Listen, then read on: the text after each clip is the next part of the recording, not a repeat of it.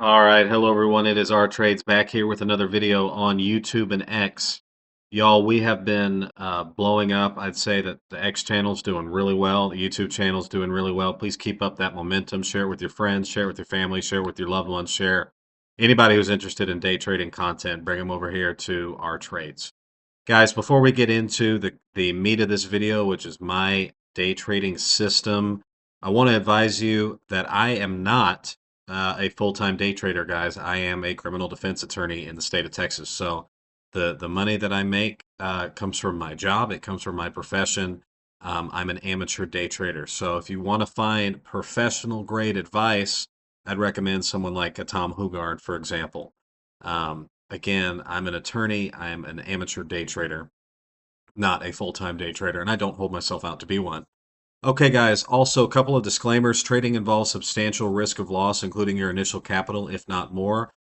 Do not trade with funds you cannot afford to lose. Also, simulated market conditions may not reflect real market conditions, things like liquidity, slippage, commissions, and fees, guys. Make sure that you're trading with a regulated broker that you trust. All other disclaimers, guys. Remember that this is a risky game and you are liable for your decisions. Okay, guys, if you are on YouTube, Apex Trader Funding is running, I think, an 80% sale right now. Again, that's Apex Trader Funding. You can find an affiliate link to Apex Trader Funding in the description box of this video below. If you are on X, please make sure to follow, like, and if you're on YouTube, please make sure to like, comment, and subscribe. Okay, guys, so we are going to get into my day trading system. I'm going to outline to you what my rules are. They're very simple. I've also made an X post about it, although I have tweaked it a little bit. We're going to go through why I have the system that I have and what the rules are. I'm also going to talk to you about how I try to stick to my rules. Okay, guys, so number one, I do have a Robinhood account, so I trade on Robinhood, but really that's my investment account. The broker that I use to day trade futures is called TradeStation. I've got grandfathered into a promotional deal where I have 25 cents per side on a micro contract, so I probably have the cheapest commissions that you can possibly find on micro futures. They don't even sell that promotion anymore. So, guys, I trade on a platform called TradingView through TradeStation. So again, this is the platform that I use to trade micro futures. I also have a Robinhood account, and if I want to trade options or if I just want to buy and sell stock or even trade crypto, I use Robinhood for that. But when I am day trading futures, which is what we're talking about here, I use TradeStation through TradingView. Um, I use candlesticks, guys. So not everybody uses candlesticks. Some people use bars. I use candlesticks. And if you'd like, I'm probably going to make a video on the chart settings. But basically, I use a black background with muted red and green candles. Okay, guys. So the first things first, I generally try to stick to trading micro ES, but that's not really a hard and fast rule. That is a guideline of mine. I will trade micro ES, micro Russell, micro Dow, and micro NASDAQ. But generally speaking, I try to focus on the micro ES. Guys, that's $5 a point or $1.25 a tick for the micro ES. And most of the time, that's what I'm trying to trade. It's a guideline. It's not a hard and fast rule. Okay, first rule that comes into play on every single trade, and this is something that you should implement as well. Guys, I have a stop loss on every single trade. Every single trade, I never trade without a stop loss. If you are trading without a stop loss, you are just asking the market to take all of your money. I have traded without a stop loss before, and every once in a while it will come all the way back and bring you back into profit, but most of the time you are just begging to lose, guys. You must trade with a stop loss. It doesn't matter whether you're trading live or you're trading simulated funds, you must trade with a stop loss. Never in a million years trade without a stop loss unless you are a hedge fund trader, or if you have some sort of complex hedging strategy where you're hedging your trades, or you just have more money than you know what to do with. Other than that, guys, for 99.9% of you that are not professional hedge fund traders or have enough or have more money than you know what to do with, you need to be trading with a stop loss on every single trade. Always, always, always. Okay, guys, number two, I have a take profit on every single trade that I initially put at least twice the distance from my stop loss. So what do I mean by that, guys? Let's say that I'm short here on the micro Russell. My stop loss is here. I'm going to want to put my stop loss at least twice. Sorry, take profit at least twice initially, somewhere down here. Um, I'm going to want to put my take profit at least twice the distance of my stop loss. That doesn't mean that I'm always going to take profit there, but I'm always going to seek at the start twice the distance from my stop loss. Guys, when it comes to stop loss placement, wherever you're looking at in the market, your stop loss really, if you're looking at let's say a 15-minute chart, your stop loss is going to be obvious, guys. Let's say that you went long here at the very end of the day, you'd put your stop loss here. If you went short and you ended up being wrong, but I think I went short on this, your stop loss would be here. Let's say you tried to go short again, your stop loss would be here. Let's say on every single swing high, you're trying to get short, your stop loss would go here, your stop loss would go here, and your stop loss would go here. Where your stop loss needs to go is generally speaking above a prior swing high or below a prior swing low. The thing about these futures markets is, do stop hunts happen? Sure, they do. I think that they do happen, but you just have I don't know how else to put this. Um, you have to let yourself be stopped out. So you know where your stop loss needs to go. All right. So every single trade has a stop loss. Your stop loss is going to be either above a prior swing high or below a prior swing low if you're going long. It's really obvious where your stop loss should be most of the time, guys. So let's say, for example, I think I was short the market at some point here. As the market came back down, let's say that you entered in short for a continuation. So let's say that you were betting that the market was going to continue lower. Your stop loss would be here, and you would have been triggered out. You have to let yourself be stopped out on trades. So what do I mean by that? You can't try and win and salvage every trade, and you're just not going to make money doing that. You have to let yourself be stopped out. Okay, so let's go on to some more of my rules. There's not a ton of rules, guys. Take profit on every trade. Number four, do not add on to a losing trade. So if your trade is in red, if it's $10 in the red, it's $1.25. It's one tick in the red, or it's $50 in the red. Do not add on to a losing trade. Okay, so let's say any point here you were short, betting that the market was going to come in and fill this gap, which was a reasonable assumption. The market does like to come in and fill gaps. Um, if you would have added on, look at the market just kept going and it just kept going.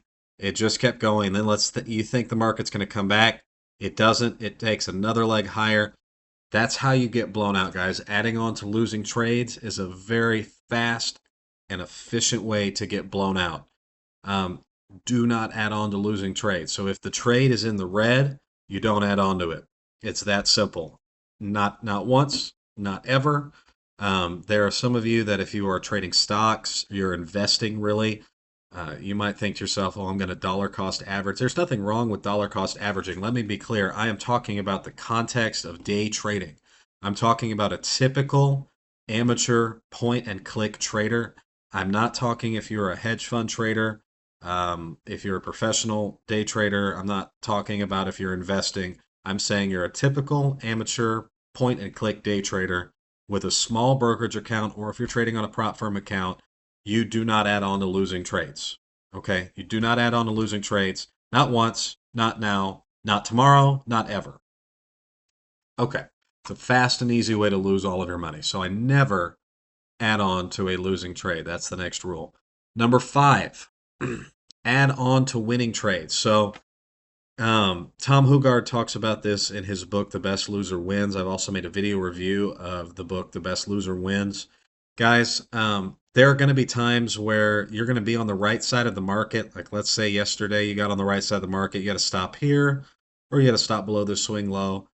and your trade goes into winning profit. So you add, you add, you add, bringing your average cost up, and then you move your trade break even.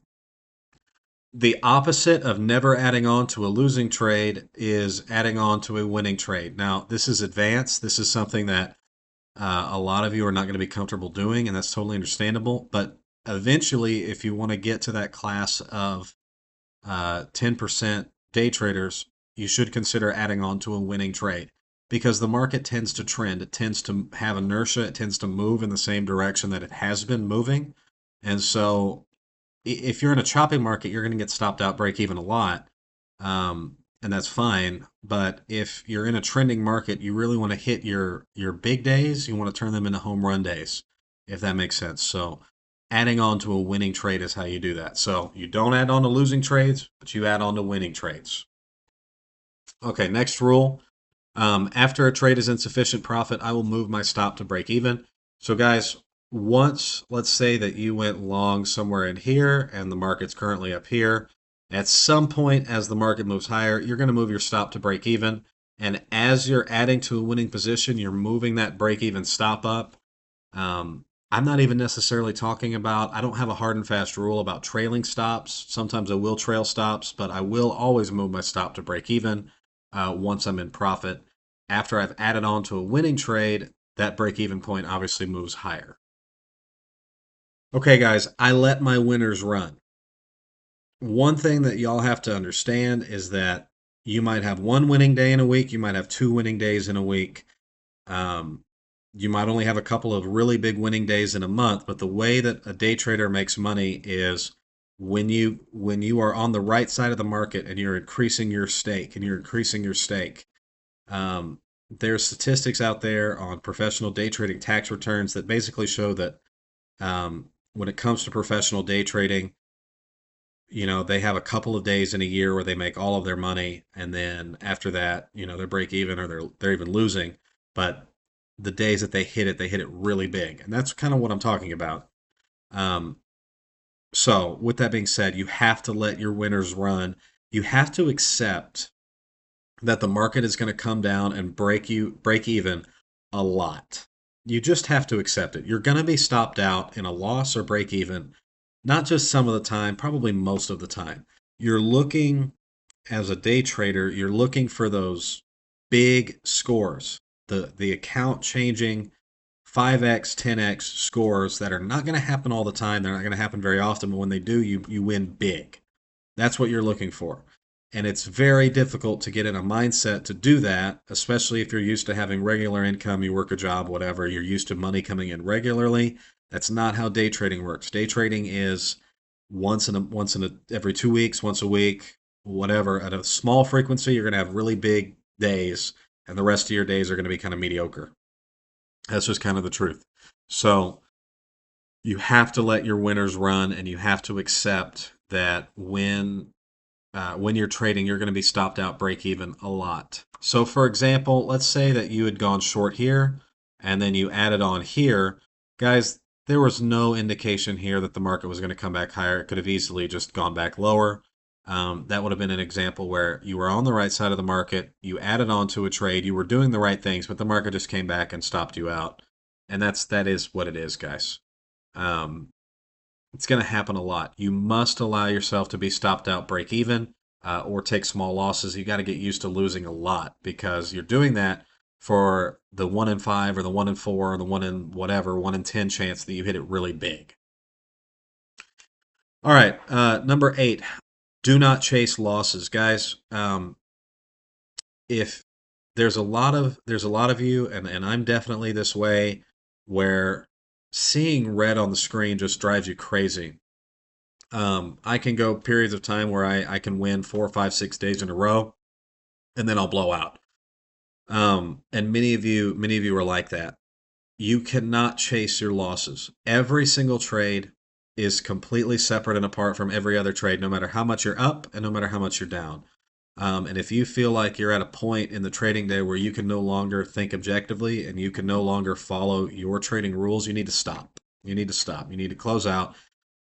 Because guys, it's better to have a break-even day than a losing day. It's better to have a small losing day than a medium or a mid-sized losing day. And it's better to have a mid-sized losing day than a big losing day. And it's better to have a big losing day than blow out my account, take out loans day. Um, Again, everything is relative, guys. You can always take out a bank loan. You can always go and sell stuff. You can find more money to go blow. I mean, so you don't need to think about just the money in your account. Everything's at stake, really. So it's all relative. So guys, you cannot chase your losses. If you're going to have a loss on the day, you're going to have a loss on the day. If you're going to have 3 losing days in a row, you're going to have 3 losing days in a row. It's not a question of results. It's a question of process. Did I follow my rules? Did I follow my process? Did I journal? That's what the question is, not what the results were. The results will come with process.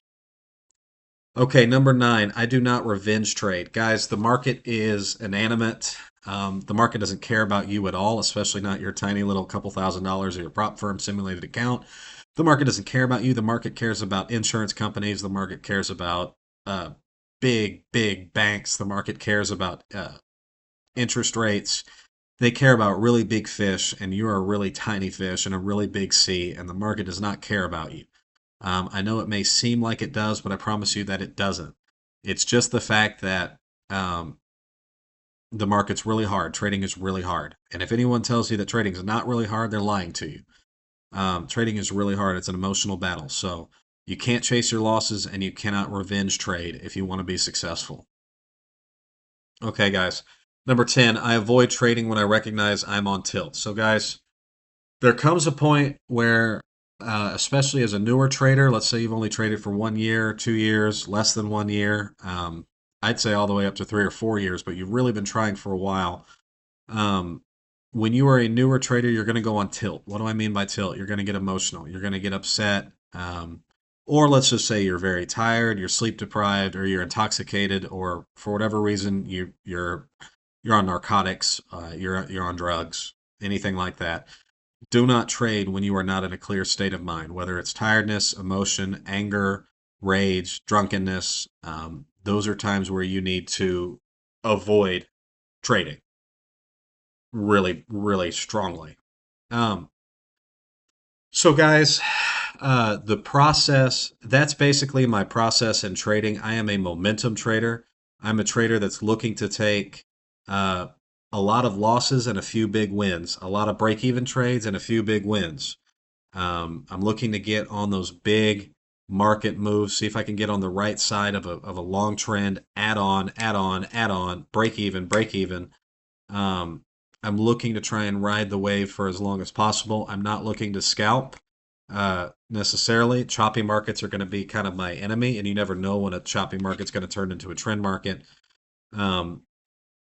But it gets taking, the biggest thing, my biggest piece of not financial advice is you've got to get used to taking losses. So my system is I'm going to take a lot of losses. I'm going to take a lot of break-even trades, but those rare 5, 10, 20% trades that I'm adding on to my winner, I'm letting my trade run, those are going to be really big wins. And so that's my trading system, guys, in a nutshell. This has been Our Trades, back with another video. I appreciate you watching, guys. We are really blowing up on YouTube and on X. Please make sure to like, comment, subscribe, and share with your friends. It means a lot. Trying to get monetized on YouTube, trying to get monetized on X. If you enjoyed this video, please make sure to, you can use the tip button on X to tip me directly, or Apex Trader Funding, the affiliate link is in the description box below on YouTube. Thank you.